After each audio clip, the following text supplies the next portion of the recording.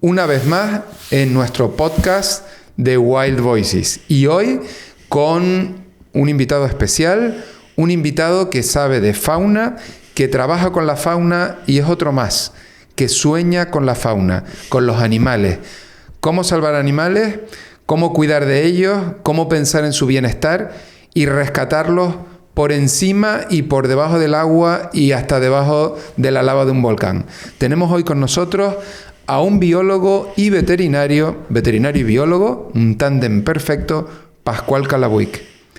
Hola Pascual. Hola Rafa. Un gusto tenerte aquí. Gracias por esas palabras. La de debajo de la lava me ha llegado al alma. Bueno, porque es verdad, porque sé que miras hasta un insecto para cuidarlo. Nos conocemos hace muchos años y lo quiero contar hoy en nuestro podcast de cómo nos conocemos, porque yo veo a Pascual Calabuig por primera vez en la Facultad de Biología contando pues su trabajo con los animales y diciéndole a los estudiantes qué camino seguir. Y realmente a mí como estudiante me impactó.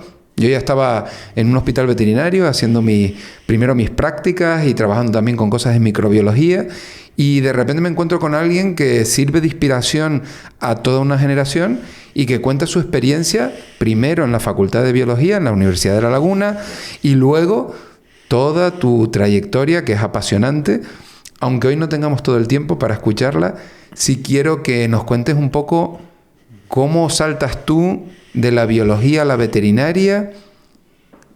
Vamos a empezar por ahí. Pues mire, una vez que acabé biología en el año 81, estuve haciendo un trabajo sobre el cerebro del lagarto recién nacido, desarrollo postnatal en Galotia galotti, lagarto tizón de aquí de Tenerife.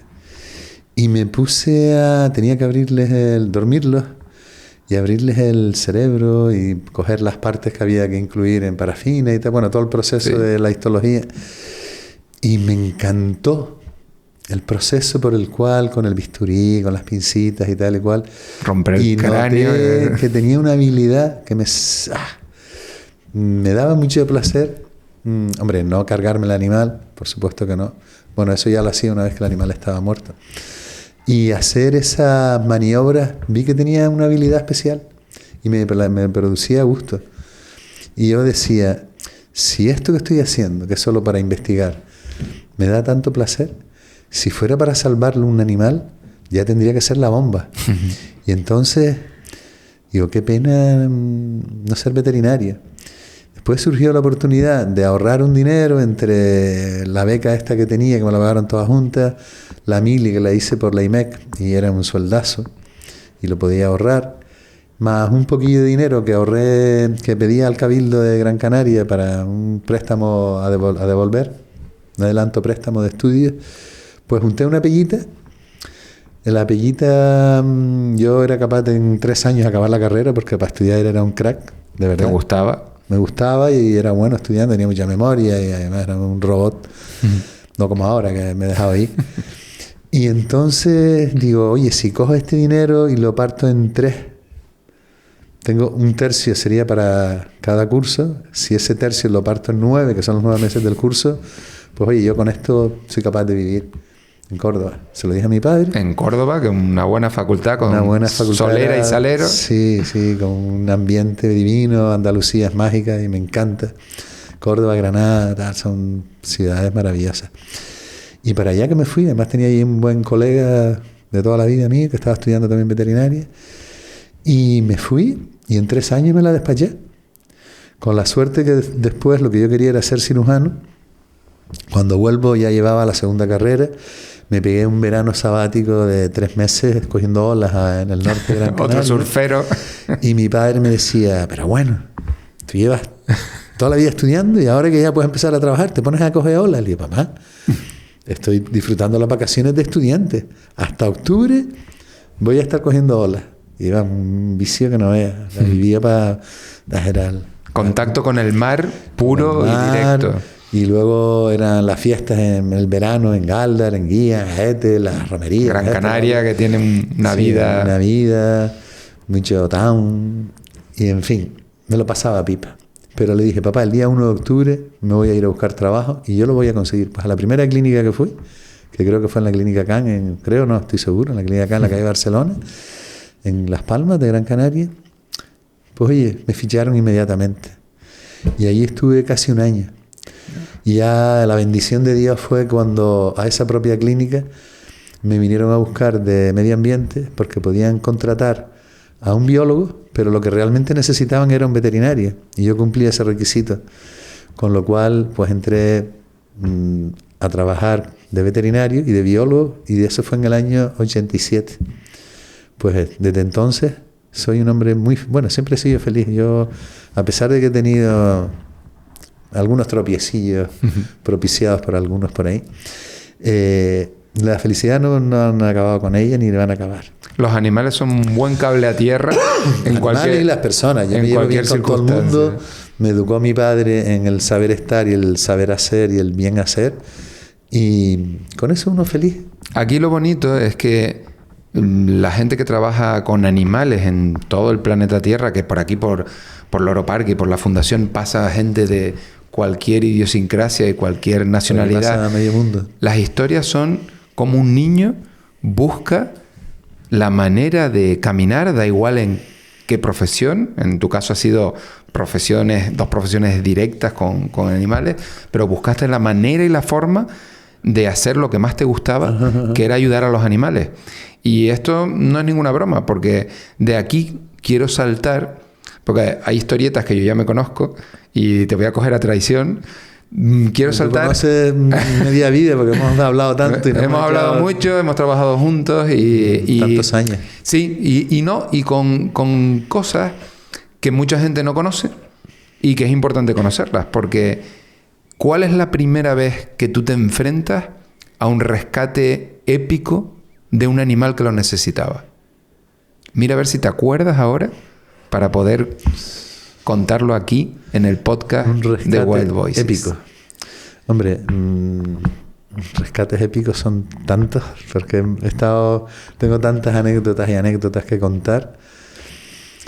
Pero si me dices cuál puede ser el que tú tienes en mente, porque yo tengo otros 300.000. No, yo quiero uno que yo no conozca, el que sea el primero que tú identifiques como, ¡buah! He salvado un animal, me he tenido que arriesgar, he tenido que hacer algo increíble, pero el animal se salva. Mira, cuando yo empecé a trabajar en el Centro de Recuperación de Tafira, aquello era un cuchitril. Aquello era un aviario donde no era hospital, ni tenía medios, ni tenía nada. Y recuerdo algunas cosas muy curiosas. No sé si tendremos tiempo de contarlas, pero una de las primeras fueron las pardelas. La pardela cenicienta. Que yo de pequeño me había tropezado con pardelas y mi abuelo me decía, déjalas ahí porque esas son pollos y esas tienen que volar de noche, déjalas ahí y no las toques. Y eso es lo que pensaba mi abuelo y lo que pensaba todo el mundo en la isla. Hasta que, hombre, uno ya era biólogo y ya cuando me empezaron a llegar pardelas y veía el problema que había en la isla, en Gran Canaria y en el resto de las islas, de animales que caían, miré bien la biología de estos animales. Mira, estos salen a volar en estos días y caen de forma masiva y siempre caen debajo de luces. Este es por un problema de las luces. Claro que antes, en el año 87, no había tantas luces como hoy en día, pero hacía mucho daño. Y ese detectar un gran problema, como era la caída de centenares de pardelas en muy pocos días en cada isla, y no tener medios para recoger, no teníamos coches, no teníamos carteles, la gente no sabía qué hacer, no teníamos cajas, no tenía tal. Entonces era pensar cómo afrontar un problema global de una isla entera y de un archipiélago entera. Entonces me hice mi plan, presenté el plan al gobierno y alguien en el gobierno me dijo, no, pero eso es contraproducente para los fines de conservación, con lo cual no te vamos a ayudar. Con lo cual, pues tuvimos que partir de cero sin ayuda.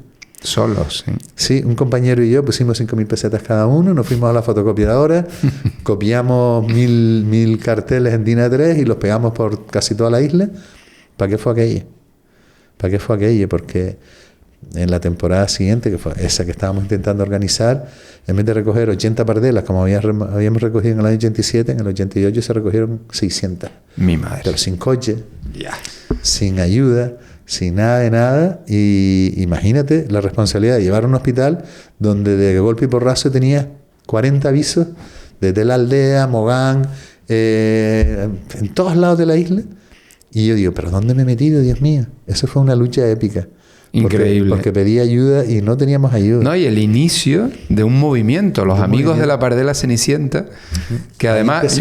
Ahí empezó y tú fuiste el que nos metiste la semilla en Tenerife, que me acuerdo que con el otro compañero dijimos, hace falta, yo me metí incluso a la parte de las redes sociales con ustedes, empecé a luchar con mi coche. Una buena mano aquí en Tenerife. Lo que se pudo. Sí, pero es que esos eran los inicios, antes de estar, luego ya desde que el gobierno de Canarias detectó que esto era una campaña que tenía que ser institucional y que tenía un apoyo social brutal, me dijeron, oye Pascual, ¿qué necesitas? Le digo, mira, necesitamos un póster en color bonito para que la gente se le explique bien todo. Necesitamos hacer unas cajas de transporte bien, necesitamos coches, tenemos camisetas, necesitamos ayuda. Esto lo vamos a hacer todo a nivel regional, porque el problema es en Gran Canaria, pero esto ocurre en todas las islas. Entonces hicieron unos carteles con los escudos de todos los cabildos, las cajas con los escudos de todos los cabildos. Y fue una campaña regional que tuvo un éxito que hasta ahora ha ido evolucionando cada vez más. Oye, y en Tenerife el año pasado se recogieron más de 3.000 pardelas, y en Gran Canaria más de 2.000. Son números... En una temporada solo son 5.000. A mí, el que me decía que los efectos podían ser contraproducentes para los fines de conservación en el gobierno de Canarias, que venga ahora y me diga que después de más de 60.000 pardelas salvadas en las campañas de conservación, de recuperación de pollo, que es contraproducente para los fines de conservación. ¿De qué conservación hablamos, Rafa? Bueno, tenemos que contarle a nuestros seguidores del mundo que la pardela es un animal muy especial, que vive en las Islas Canarias, pero solo viene a tierra para poder reproducirse. Y durante toda su vida prácticamente está en el mar.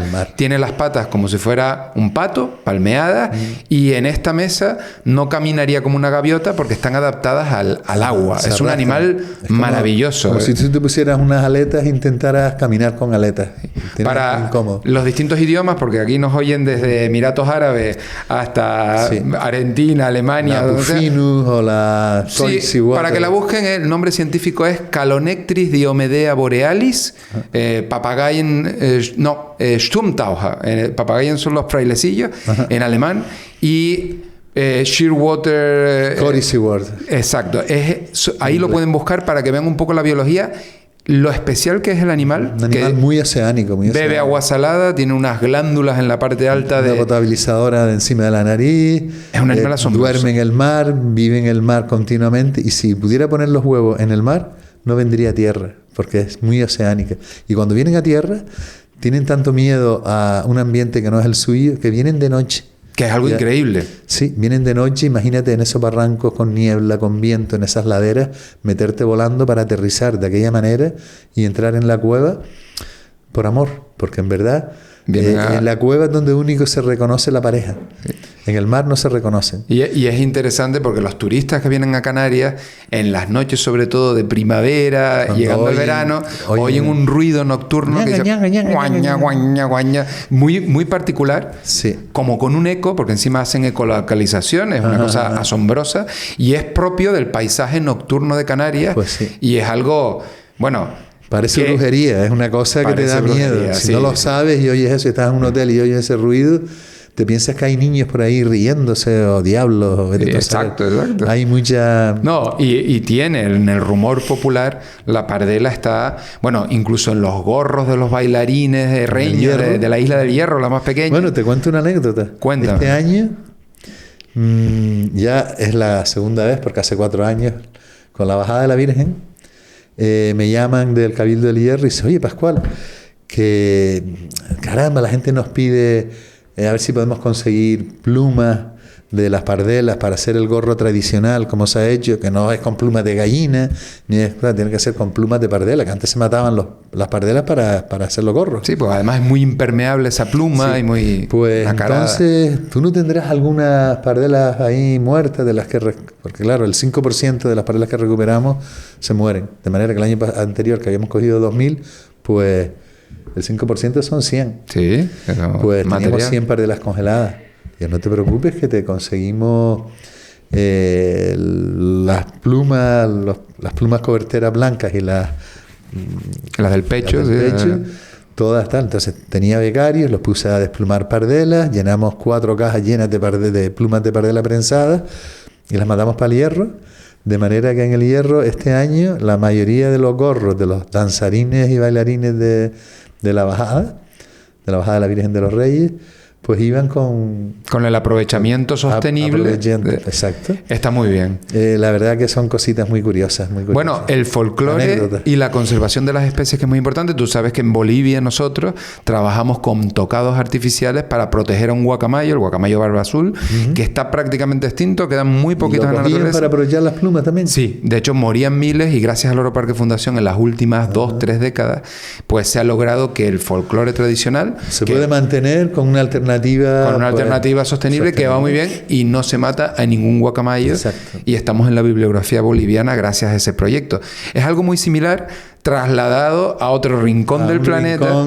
Sí, porque los bailarines herreños de la isla más pequeña de Canarias utilizaban esos gorros y han utilizado papeles de colores para no aniquilar pardelas. Y la parte que creo que es muy importante, tocar la parte de la muerte, de la mortalidad en los animales. Hay veces que no comprendemos que saber de animales significa saber de los nacimientos, pero también mucho de la parte de la mortalidad, que hay que conocerla, entenderla, valorarla en su justa medida, y en saber la medida que se pueda, evitarla. Exacto, exacto. A eso me dedico yo, porque tú sabes a lo que me dedico, ¿no? Que es curar animales.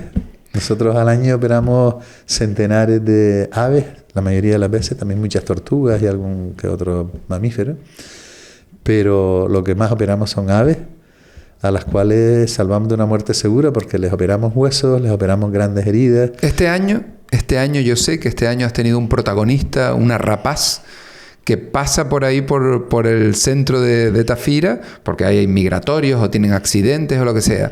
Cuando te encuentras con un halcón espectacular o cualquier otro tipo de rapaz, el desafío es grande porque las plumas de las aves son huecas para aligerar el peso y tú tienes que trabajar con esos huesos. Los huesos son huecos también, son huesos neumatizados, incluso tienen sacos aéreos, tanto el húmero como el fémur, y son huesos muy finitos, muy duros, pero también frágiles al mismo tiempo. Como te pasas un poquito con la pinza, se estallan. Y tienes que utilizar bastante fuerza, pero una fuerza muy controlada, lo cual te desgasta bastante, porque cuando haces eso muy mantenido y estás ahí con las pinzas una precisión, y tal, acabas que te duele la barriga de la musculatura. La tensión, los nervios. No, más que los nervios, la tensión que tienes que tener en todo el cuerpo para ni pasarte ni aflojar. Y Rafa, con el tiempo, hemos cogido una habilidad que yo le llamo pericia, pero la pericia es algo que se gana, es una habilidad que ganas con el tiempo, de tanto hacerlo, al final lo hace, vamos. Bueno, veterinarios nuestros que trabajan hoy en día aquí en Loro Parque han sido trabajados por ti, han estado mano a mano contigo y son auténticos. Me los quita siempre, los buenos se los lleva él. Bueno, nos hace falta los expertos. Yo encantado de enseñarlos y que aquí consigan un buen trabajo en un sitio tan digno como este. Pero a mí me gustaría que algunos se me quedaran para mí, si mi cabildo pudiera crear plazas y pudiera crear algo de ayuda y una estructura para manos hábiles e intención, esa intención especial que tienen algunos. Manos hábiles hay, la gente viene, ahora mismo tengo 6 personas que han venido hoy de visita aquí a Loro Parque para aprender y ver cómo es un ya veterinario, ya está veterinario, a cuál mejor, que los formaré, estarán un par de años conmigo. Y luego, adiós, ¿a dónde irán? Uno para Arabia, el otro para no sé qué, el otro para Loro Parque, el otro para Palmito. Y no se quedan en Canarias. Y no se me queda conmigo ninguno. Y eso es un poco triste, pero bueno. Yo no, y a la fauna canaria le hace falta. Le hace falta también. Eso sin ninguna duda. Se reparten por las islas y, en fin, en general a los animales les hace falta tener buenos profesionales. A los profesionales hay que enseñarlos, como me enseñaron a mí. Aquí he aprendido mucho, porque mira que han tenido gente buena aquí. Aquí de cetáceos aprendí yo con Joan Salich, catalán, que me enseñó a mí de delfines, a rescatar delfines. ¿Cuántos delfines hemos salvado gracias a Loro Parque y a sus profesionales? Es inevitable preguntarte por cómo ocurrió, porque yo estaba aquí, me acuerdo de intentar determinar una foca que aparecía de repente en Gran Canaria. Focas, aquí hemos salvado una tonga. Cuéntanos esa historia, porque mucha gente no lo sabe. Hay gente que ama la naturaleza, que son naturalistas, a veces se convierten un poco en gente que está en contra del manejo de los animales bajo cuidado humano y en contra de los zoológicos, y hasta que oyen una historia, y esta es la de unas focas de casco que aparecieron pusieron aquí, yo me acuerdo recibir la imagen y nadie sabía bien lo que era. Y yo, por intuición de esta loca de locos que miramos los libros, te digo, esto es una cosa rara. Y de repente, tú llamando al jefe, los animales, había que buscarles un sitio. Cuéntanos esa historia, porque la gente una historia muy curiosa. Te cuento, cuando la gente oye esa historia, yo he tenido gente activista que decía, ay, yo estaba en contra de los zoológicos, pero no conocía esto. Digo, bueno, no lo conocías hasta que sabes cómo es, y cuando lo ven hay un cambio importante, porque dice, es que todo es saber cómo hay que cuidar a los animales y cuál es el proceso y quién puede ayudarlos, porque a veces no se salvan solos. Yo te puedo asegurar que cuando la primera foca que recibimos, yo de saber no sabía nada, pero siempre me aplico un lema que me encanta, que dice, no hay que ser el mejor, sino tener el teléfono del mejor. Eso es importante. Y yo cuando me vi que me llaman de Fuerteventura, que ha aparecido una foca, y vi las fotos, y me decía un experto que era una foca monje, pues yo me creí que era una foca monje. Tienes que buscarte un experto, el mejor, pero un mejor que sepa de verdad. Aquel no sabía mucho. Pero el caso es que, bueno, yo le traté el animal como si es una foca monje, pues estamos hablando del mamífero quizás más amenazado del planeta Tierra. Completo. Entonces me puse las pilas, busqué a 2 personas en Fuerteventura que se fueran con la foca y la mantuvieran toda la noche remojándola, porque el animal se veía que estaba súper deshidratado. Y al día siguiente, en el primer vuelo, me voy a Fuerteventura. Llego a Fuerteventura, el animal se había quedado en una estación biológica en La Oliva, y cuando veo la foca aquella, algo me decía a mí que aquello no era una foca monje. Pero como no soy especialista y el supuesto especialista me había dicho que sí, pues yo lo traté como que era una foca monje. Y claro, estaba tan debilucha, tan moribunda prácticamente, que digo, este animal se lo quiero salvar. En mes de septiembre, Fuerteventura con una ola de calor y sin medios, no era el sitio. Le me tengo que llevar a Gran Canaria. Y para llevarme a Gran Canaria, aquí hay que aligerar, no la voy a llevar en barco y tenerla un montón de horas, un día entero casi. Y digo, no, me la voy a ver si consigo un helicóptero. Llamé a emergencias, al SECOE del gobierno de Canarias, donde hemos hecho 20.000 diabluras con ellos. Les dije que si había emergencia, si había algo grave, me dijeron que no y tal. ¿Por qué? ¿Que tienes alguna emergencia? Le digo, hombre, tengo una foca que parece que es una foca monje y me gustaría salvarla, y si ustedes me vinieran a buscar y llevármela a Gran Canaria. Ah, pues no te preocupes, ¿dónde estás? Mira, te mando... Estoy en la ubicación. En la Plaza de la Oliva, en Fuerteventura. Ah, pues en un rato estamos ahí. Oye, al cuarto de hora, a los 20 minutos, estaba el alcalde conmigo, Domingo González Arroyo, y cuando el hombre que estaba sospechando que este está tomándome el pelo, cuando ve que hay un helicóptero que se pone encima y empieza a bajar, dice, wow, chacho, tú mueves un helicóptero así como así, pero un animal. Digo, bueno, si no tiene nada que hacer y está todo pagado, porque los helicópteros se pagan por temporada, vuelo o no vuele, pagan lo mismo. No es que la foca no fuera a costar mucho dinero, algo costó. Oye, pues nos la llevamos a Gran Canaria y empezamos a hacer todo el protocolo para salvar la foca, y en esto de que cojo un libro de focas y busco la fórmula dentaria, y veo que no es una foca monje, era una foca de casco. Nada más y nada menos. Entonces, la foca de casco, la biología es que estos animales viven en un témpano de hielo, en el Polo Norte, y cuando tienen calor se tiran al agua helada, imagínate. Pues imagínate en Gran Canaria, vamos, con una ola de deshidratada, calor, sofocada, 30 y pico grados, más muerta que viva. En esto que nos llaman, oye, que tenemos una foca, otra foca, parece una foca monje en el puertito de Weimar. Joder, el puertito de Weimar, pues entonces otra, esto es una invasión de focas. Oye, pues mándamela para acá, total. Que también me la trajeron en helicóptero. Llamé a emergencia, oye, mira, que tienen una foca en tal sitio, del Cabildo de Tenerife, tal y cual, si nos pueden ayudar. Ah, otras focas, pues mira. Nos trajeron la foca y nos vimos con 2 focas.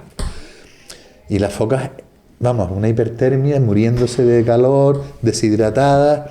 Me puse en contacto con un súper especialista en Puerto Rico en focas, les pusimos unos enemas, les cogimos la vena, le hicimos análisis, vimos que no estaban enfermas, sino que sencillamente se estaban muriendo de puro calor, y se trataba pues, de tenerlas lo más heladas posibles. Pedí 2 toneladas de hielo a la gente que cría las doradas, me las trajeron, pusimos los animales en hielo, oye, la verdad que se recuperaron un montón, empezaron a comer, pero digo, bueno, ¿y qué voy a tener? Las focas en hielo continuamente. Estas focas hay que buscarles un sitio adecuado. Yo pensando, digo, ¿y dónde podría poner las focas estas que no me vayan a matar? Digo, coño, el Loro Parque es un sitio ideal porque ahí tienen mamíferos marinos, tienen pingüinos, tienen agua helada. Producimos 12 toneladas de nieve diaria. Todo lo que hace falta para mantener las focas. Entonces se me ocurre llamar al señor Kisling y la palabra de él fue: Pascal, mándame las focas inmediatamente, aquí vamos a hacer todo para salvarlas. Ni te imaginas la movida aquí, ¿eh? Hombre, me lo puedo imaginar. De repente había que buscar una buena piscina, que tuviera frío, desalojar unos animales, buscar una cuarentena, bioseguridad, porque no todo, había que ver todo. Virus y todo. Fue muy bonito, ¿eh? Nosotros lo vivimos de aquí como nos viene una emergencia, vamos a rescatar animales, la gente del pingüinario, del delfinario, todo. Sí. Porque esas focas que llegaron, las podías coger así en la manita, eran como un bebé, al final no la levantaban entre 4. Pesaban, un animal que entró pesando 30 kilos, se salió de aquí pesando 150. Sí, se hicieron enormes. Y se pudieron soltar. Majo y Guanche, porque Majo encima las bautizamos y Majo y Guanche fueron famosas. Majo apareció en Corralejo y Guanche apareció en el puertito de Weimar. Increíble. Los nombres, todo. Fue una historia preciosa. Muy bonita. Esa fue una de las muchas historias. Porque Majo y Guanche no se quedaron en el Loro Parque. No. Majo y Guanche se soltaron por al norte de las Islas Hébridas, al norte de Escocia, muy al norte de su hábitat. Y tampoco fue fácil porque me acuerdo que había que subvencionarlo. Había que ver cómo llevarlas allí. Había que preparar todo un protocolo. Y eso lo hicimos mano a mano. Y realmente un orgullo que, bueno, en la época yo lo recuerdo muy vivo, porque yo estaba aquí en otro departamento, pero los biólogos preguntando, dicen, oye, vamos a ver qué se puede hacer. Mesas redondas aquí, en brainstorming ahí a buscar toda la manera, y fueron tratadas como auténticos huéspedes de lujo en el Loro Parque, temporal, pero fueron unos cuantos meses en los cuales los animales se recuperaron totalmente y se pudieron soltar, como se han soltado todos los animales que hemos traído al Loro Parque. Solo una no se ha podido soltar. Bueno, ahora vengo de verla. Está Geisha. Perfecta. Geisha, porque no hay vuelos nadie que te lleve a la Antártida, y la manera de ir a la Antártida es con unos barcos que tardan meses en llegar. Un pingüino rey, tenemos que decir. Pingüino real. Un pingüino rey espectacular. Que le pudimos quitar, porque prácticamente fue un quitar a un barco japonés que lo tenía en malas condiciones y se hubiera muerto. Una anécdota más. Que esa la vamos a dejar aunque ya la hemos contado muchas veces en las redes sociales y tal, pero es preciosa, es larga, pero vamos a parar un poco porque tenemos muchas historias que contar, y lo que vamos a hacer es varios capítulos. Pascual Calabuig. Tenemos para hacer tenemos que para hacer una serie. Sí. Una temporada. Sin ninguna duda. Entonces, nuestros amigos de Wild Voice. Salvación de animales en el Loro Parque. Tal cual. Y la pasión y conocer que la biología de los animales es importante conocerla de arriba abajo, la parte mala, la parte buena, la difícil, la fácil, todas existen. Y aplicar sentido común, aplicar medios que se puedan tener y llevarse bien con quien los puede tener, porque nuestra relación con Loro Parque es una relación exitosa, porque ustedes tienen aquí para los animales domésticos de zoo lo que tienen, pero cuando hace falta, si hay que aplicar toda esa infraestructura en salvar animales salvajes, ya lo hemos hecho. Lo hemos hecho muchas veces con focas, tortugas, con cetáceos. Ahora tenemos TAC aquí, podemos hacer tomografía. Una cosa que yo nunca dejaré de agradecer al Loro Parque, y especialmente a ti, que fuiste quien lo consiguió, fue la cría del pinzón azul de Gran Canaria, que estaba bloqueada después de 11 años que no se podía criar. Se formó un equipo en el cual tú liderabas el tema porque eres un conocedor, y lo que había que hacer era rodearse de gente que realmente supiera. Tuviste ahí unos paradigmas bien concretos, se pusieron en marcha, y en 3 años criamos 48 pájaros. En la cumbre de Gran Canaria hoy en día hay una población de 100 ejemplares. Bien reintroducida. De la cría en cautividad, y es gracias a ti y es gracias al Loro Parque. A más miembros de colaboradores y a nuestro cabildo, por supuesto, que hizo todo. Para los que nos siguen, como siempre, porque tengo que explicar, el pinzón azul de Gran Canaria es una especie aparte, críticamente amenazada. El más amenazado especie forestal del Paleártico occidental. Sí, estamos hablando de un pajarito así de pequeño, único en el mundo, azul precioso, es una belleza, y quedan muy poquitos Menos de en 500, vida silvestre. Entre 400 y 500, Sí. no se sabe exactamente. Bueno, igual. tenemos guacamayos que tienen más o menos los mismos números, no salen de críticamente amenazados, hemos invertido millones y seguimos trabajando con ellos, y el Pinzón de Gran Canaria lo necesita también. Pues sí que A lo mí necesita. me llena de orgullo, primero, que hayan contado conmigo, tanto los cabildos como el Gobierno de Canarias, como tú, que fuiste la puerta de entrada para trabajar mano a mano, y creo que lo busqué desde pequeño, y eso ha sido puerta para trabajar con otras especies en todo el mundo, en donde, bueno, los conocimientos del Loro Parque Fundación se pudieron aplicar ahí. Aprendimos juntos de muchas cosas de la especie, embriología, incubación, manejo. La especie en sí tiene sus particularidades, y ese La conocimiento, suelta, todo el manejo de la reintroducción que lenta, los animales que suave. liberas en el mes de septiembre, luego en el mes de mayo ya estén criando y sean capaces de producir 2 puestas de 2 pollos cada uno, que es lo máximo que la especie puede producir en la naturaleza, con una cuestión de manejo, de liberarlo como tiene que ser, con una ayuda. La dieta correcta, el enriquecimiento, Bueno, todo fue muy eso bonito. ha sido un éxito brutal. Sí. Qué pena que por circunstancias ajenas a nosotros nos lo hayan prohibido seguir haciendo. A veces las Habrá que retomarlo de alguna manera. voces humanas no son capaces de dominar otras voces, pero nosotros ayudamos a las voces silvestres, y ya aquí me despido presentando a alguien hiper especial, que ha sido Pascual Calabuig. Les prometo, les aseguro que van a ver más de estos capítulos con él. Ojalá. Seguro. Yo encantado. Tú sabes, contigo me gusta hablar, venir aquí al Loro Parque me encanta. Hoy he estado viendo cosas nuevas que no había visto nunca. Me quedan todavía por ver. Todavía vamos a dar una vueltita. Pero no nos va a dar tiempo porque son tantas cosas que ustedes no paran de crecer y de traer cosas nuevas. Y Loro Parque no se ve en un día, y lo que hace el Loro Parque Fundación no se ve en un día, necesitamos tiempo, y ese es el tiempo que hemos querido compartir con ustedes. Hasta el próximo Wild Voices.